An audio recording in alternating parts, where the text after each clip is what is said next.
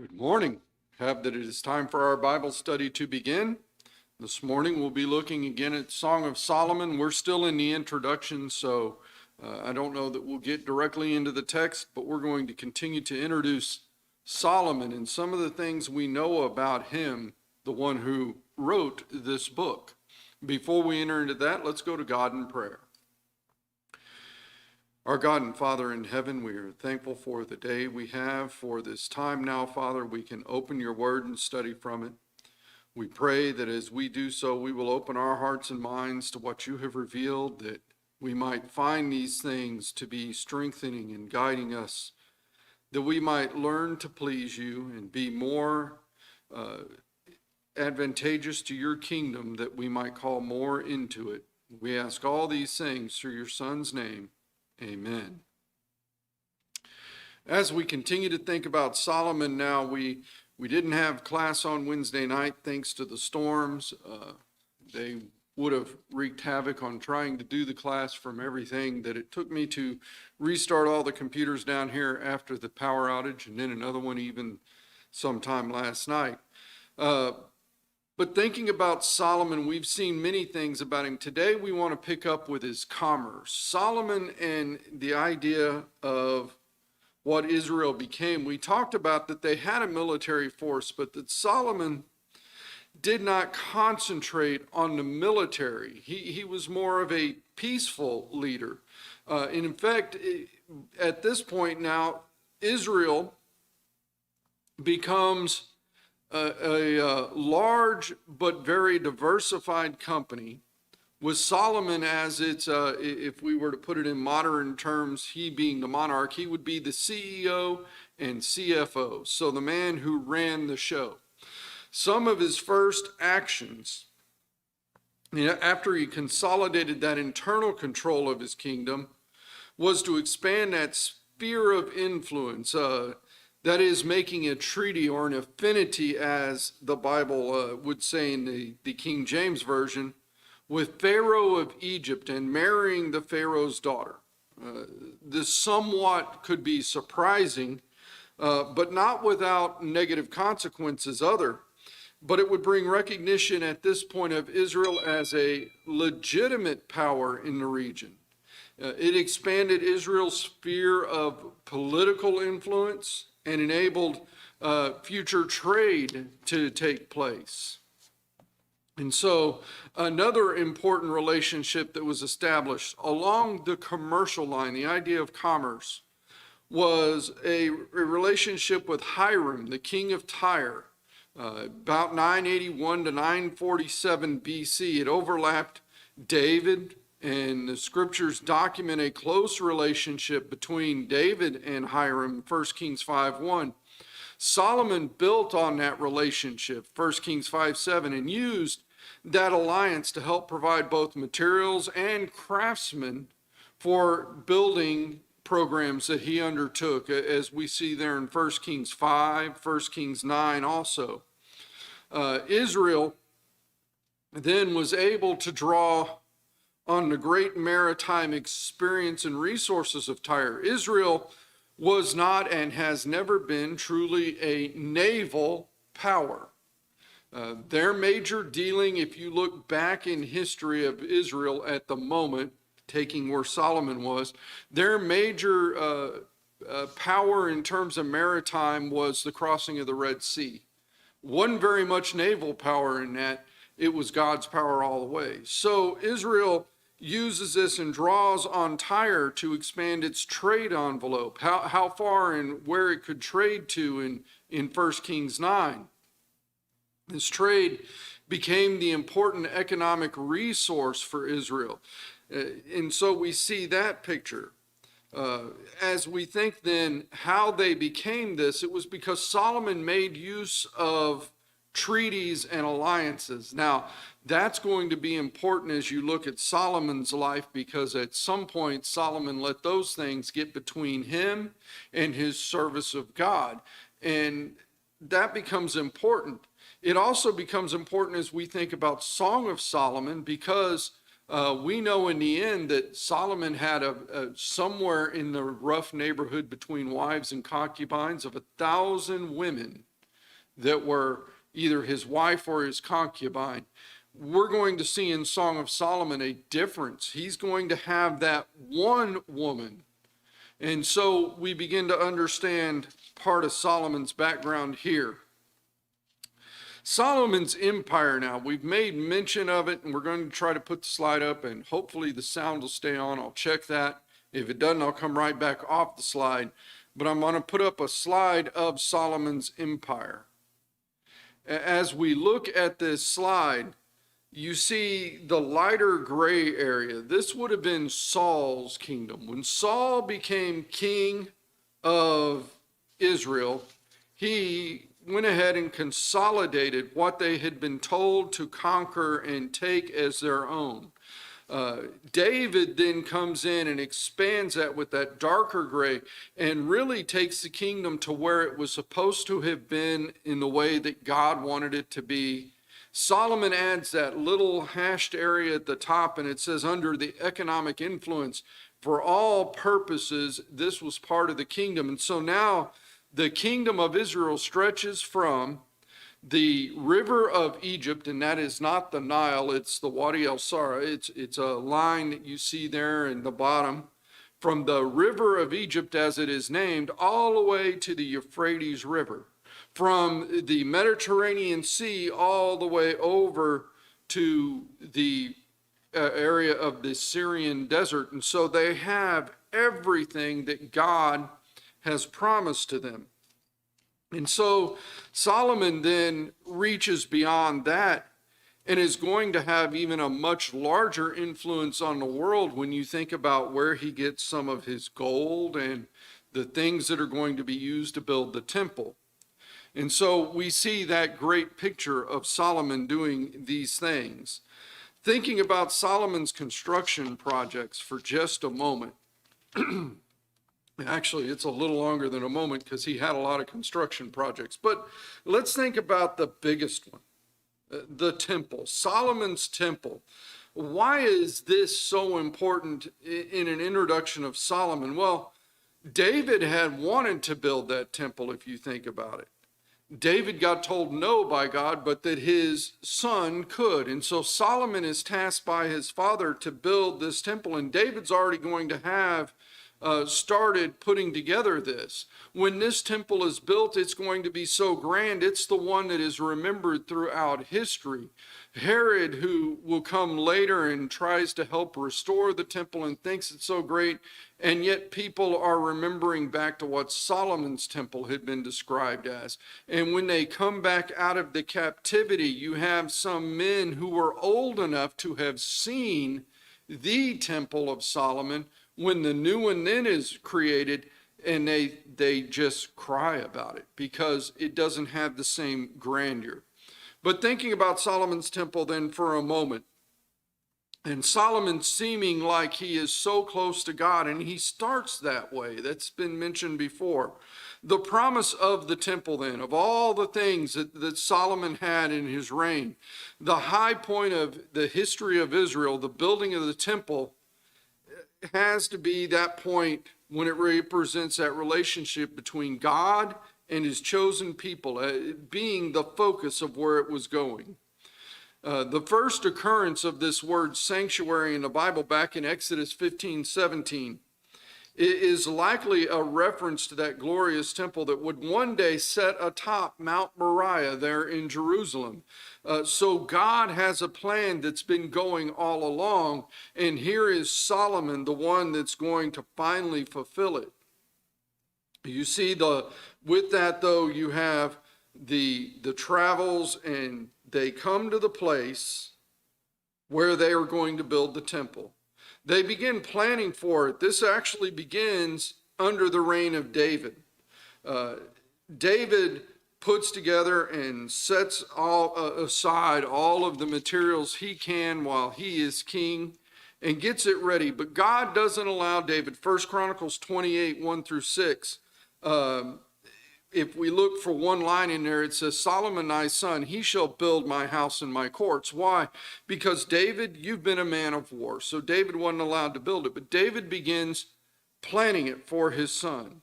With the provisions, David, in that planning, put aside and began to put all the things together. And at the appropriate time, David turned over to Solomon what seems to be a fairly detailed plan of the temple and its associated buildings in 1 Chronicles 28. Evidently, the drawings not only included the dimensions, but the materials list, complete with specified weights of many of the furnishings there in 1 Chronicles 28. And David acknowledged that all the works of this pattern were given to him in writing by God's hand upon him. So David was the one that was inspired to write down the plan for the temple. Solomon is going to be the one given the responsibility of construction. And so David has laid the plans down. He's began to accumulate all of the metals and the precious stones. And so we see Solomon when he is young, and we begin to think about what's happening here in Song of Solomon with it. At about that same time, he would have been around building the temple. The construction of the temple, though, it employed an unusual technique, something we really wouldn't understand. The noisy work of cutting the stones to size, finishing them, all of that was done at the quarry.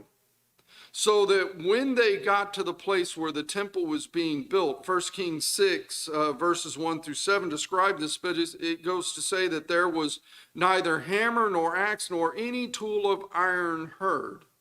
Think about doing that plan for a building where you have cut everything that's in it, and this one is built out of solid stone, at a site quite a distance from where it's being built. The materials are transported, and they're able to be lifted and using ropes and some of that put in place without the use of any tools of iron. That's the picture, the quietness that was done. As the temple was completed, we find many of the details are provided in 1 Kings 6, including the fact that Solomon overlaid the house. So the interior of the temple was overlaid, it says, with pure gold. You think about the kind of awe and the splendor that this would create. The temple was then dedicated in a ceremony after it was completed when the Ark of the Covenant was brought in. 1 Kings 8 begins to record this. A cloud, a visible manifestation of the presence of the Lord, fills the temple. Solomon has a great speech to the people there in 1 Kings 8 and a prayer, and this was followed by the offering. And think about what this is saying and how much this would have cost in terms of dedicating the temple. 22,000 oxen, 120,000 sheep were offered. The dedication of other parts of the construction followed as you read on. The ceremony for dedicating the temple lasted for 14 days. And so this was no small action on Solomon's part. At the conclusion of it, 1 Kings 8:66 says that Solomon sent the people away, and they blessed the king and went unto their tents joyful and glad of heart for all the goodness that the Lord had done for David his servant and for Israel his people. And so we see Solomon having built the temple. Now, what else did Solomon build? Solomon over time built an elaborate palace that included the house of the forest of Lebanon, the hall of pillars, the hall of judgment. Each was in its own way magnificent and costly. And there were other additions to his house. And in fact, we mentioned earlier that Solomon married that daughter of Pharaoh. Well, 1 Kings 7:8 tells us that Solomon made also a house for Pharaoh's daughter whom he had taken to wife. So there is really no end to the list of what Solomon may have constructed in terms of this. And we could look at many other things that he built, including the fortresses for his army and the protection of the land, and the ability for, you think about being able to do the trade houses and all those type of things. Probably though now the thing Solomon is best known for, Solomon's wisdom. And this is where Song of Solomon really shows as a young man, he had wisdom. We often think of Song of Solomon being only that letter about the true love that he had, but it shows great wisdom in what he's saying. We'll make mention of it here in a moment, that Solomon let his wisdom get in the way and had other problems. But early in his reign, God gave an opportunity, a direct discussion with Solomon. God initiated it and said, Solomon, ask me what you want. What can I give you? Solomon reflected, and you get an idea here. While Solomon was a young man, Solomon also was already somewhat quite wise. 1 Kings 3:7, Solomon said that his own lack of maturity was that of a little child, but that he asked God, give thy servant an understanding heart to judge thy people, that I may discern between good and bad. For who is able to judge this eye, so great a people, in 1 Kings 3:9. Think about a man who says, I didn't have much maturity, who is offered by the creator of the universe, tell me what you want.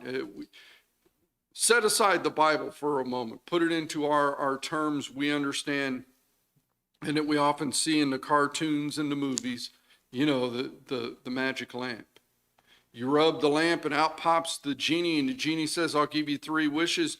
What are you going to wish for? And we see what men usually would do. Here is the creator of the universe going, Solomon, what do you want? Give me wisdom, God, to judge your people. Imagine the maturity that actually shows in the amount of wisdom it would show that this younger man had.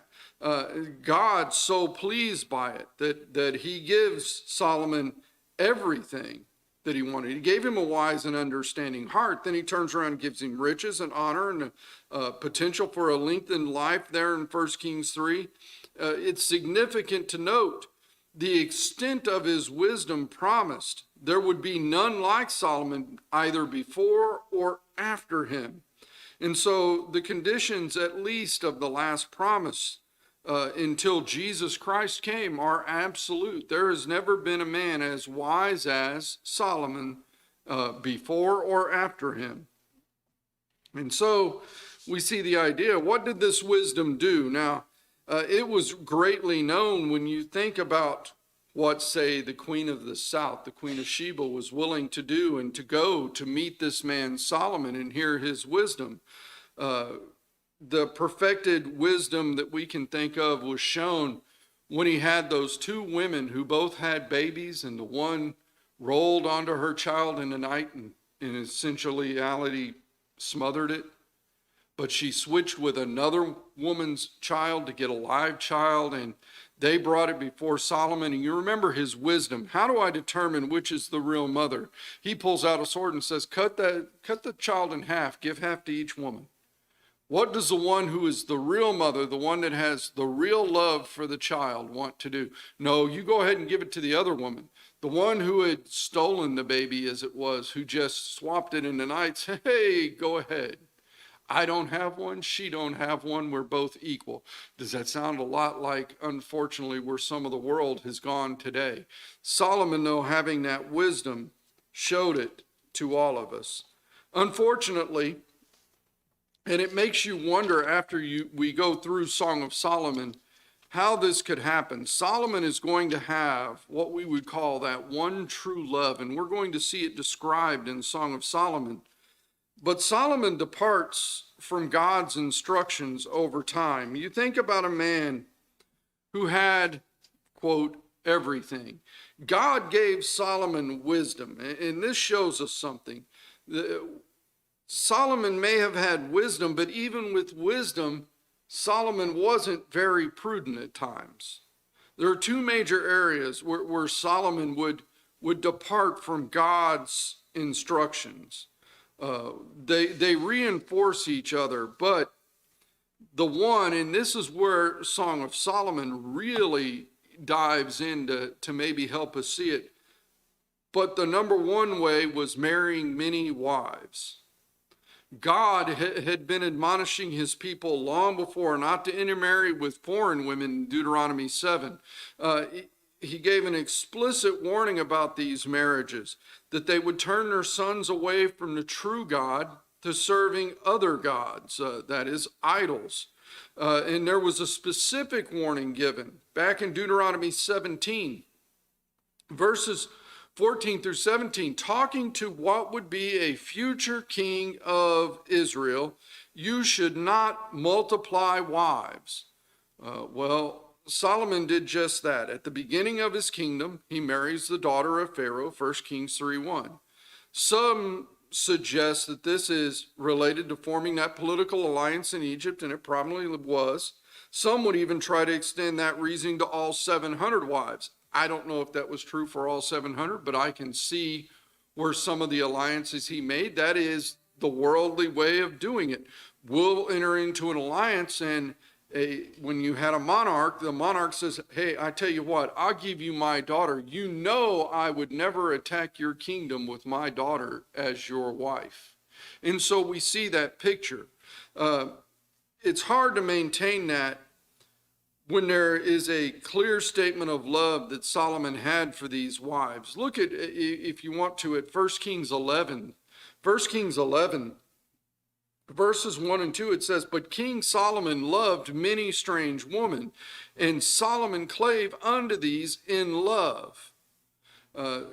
A justification of polygamy purely on the grounds of politics becomes even harder to try to hold to when you try to explain the 300 concubines of 1 Kings 11:3.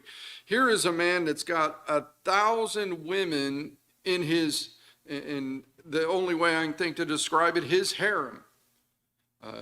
Men, I don't know how he did it. You think about that. There's only 365 days a year. He's got 3 years basically worth of women at home. And wives, think about that now. How often do you think any of those wives and or concubines actually got to see Solomon? When there's 999 others. If you're the 1,000th wife, there's 999 others for you to compete with. This is the whole idea that he's putting out. But that is his first digression from what God had put forth. And if we go all the way back to the very beginning, God had told Adam and Eve that they were married, and it was really one man and one woman for life back then. Here is Solomon with one man and 1,000 women, and we see the issues it will do. Well, that also lends to the second issue that Solomon has. Solomon, who builds that beautiful temple for God in Jerusalem, following his father's instructions early in his reign, later has worship digressions. God all along could not have been clearer about these strange women bringing in false worship. But in the end, Solomon himself joined in that idolatry. The introduction of idolatry of his wives into the kingdom probably has another root. It could be that the acceptance of worshiping false gods was nurtured by the false worship of the true God. Early in his reign, there was evidence of confusion. You go to 1 Kings 3 and 4. And it says that he sacrificed and burnt incense in high places. In fact, one goes on to say that the principle of centralized worship, of service of sacrifice, only where God revealed himself, had been established by Moses almost 500 years earlier. The other high places, even if used in the name of Jehovah, were necessarily excluded. In Solomon's first drift towards sin became apparent by his recognition and use of such unauthorized high places. How did that come about? Well, some of it may have came about because Solomon allowed his wives to worship their false gods in the city of Jerusalem. He even went as far as aiding them in that process. He built temples to the false gods of all his strange wives. 1 Kings 11:8 tells us. So here is the picture of what could happen to the man and why it was so important. He marries a woman. The woman says, this is what I worship. This is what I want to worship. And he says, well, yeah, I can understand that. And he builds her a place to worship. And then one day she says, why don't you come to worship with me? And he does. And you can see where it goes and goes. And so Solomon departs down those paths. Another thing that probably lent to that, and as you read the book of Ecclesiastes, you see some of this come into effect. Solomon says, hey, I had all the money to do whatever I wanted with, and so I didn't hold anything back for myself. I went and did it. And so if you ever think you're trying something new, you just need to go read Solomon. Start with Song of Solomon and then read Proverbs and read Ecclesiastes and understand somebody's already done everything, because Solomon says, I was so wise that I didn't hold it back. I just went out and did it. I did it all. And so we see that picture. As we think now for a moment, and hopefully getting close to the end of what we'll call our introduction, I have at least one more on it because we want to talk about some literary types and figures. It's important to understanding. But the three books that he's credited writing, Song of Solomon. In the first verse it says, a Song of Songs, which is Solomon's. There are some people who make an argument that this means that maybe Solomon's not the writer, it was written for Solomon. I'll state it this way. Whether Solomon penned the pages himself or someone penned the pages for Solomon, the song that is Song of Solomon was written by or for Solomon and the things he was experiencing at that moment, which makes it his song. Now it also records her song, as we're going to see, that one true love.